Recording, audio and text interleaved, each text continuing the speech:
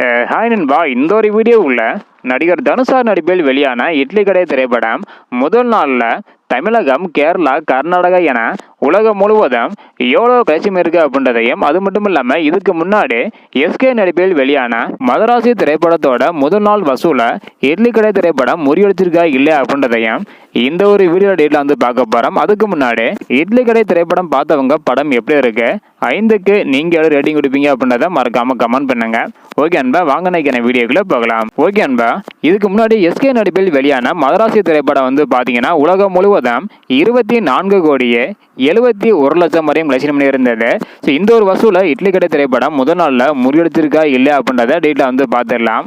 அதன்படி தமிழகத்தில் வந்து பார்த்தீங்கன்னா இட்லி கடை திரைப்படம் முதல் நாளில் 10 கோடியே 80 லட்சம் வரையும் கலெக்ஷன் பண்ணி இருக்குது.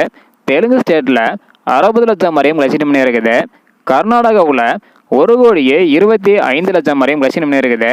கேரளாவில் 25 லட்சம் வரையும் கலெக்ஷன் பண்ணி இருக்குது.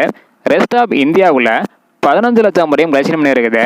ஓவர்சீஸில் 2 கோடியே 50 லட்சம் வரையும் கலெக்ஷன் பண்ணி இருக்குது. இதன் மூலம் உலகம் முழுவதும் 15 கோடியே 55 லட்சம் வரையும் கலெக்ஷன் பண்ணி இருக்குது. அது மட்டும் இல்லாமல் 7 கோடியே 65 லட்சம் வரையும் ஷேர் மட்டும் கிடைச்சிருக்குது. அதாவது இதுக்கு முன்னாடி தனுஷார் நடிப்பில் வெளியான ராயன் திரைப்படம் தான் நல்ல ஒரு கலெக்ஷன் வந்து பண்ணியிருந்தது. ஆனால் இட்லி கடை திரைப்படம் கொஞ்சம் கம்மியான வசூல் தான் பண்ணியிருக்குது.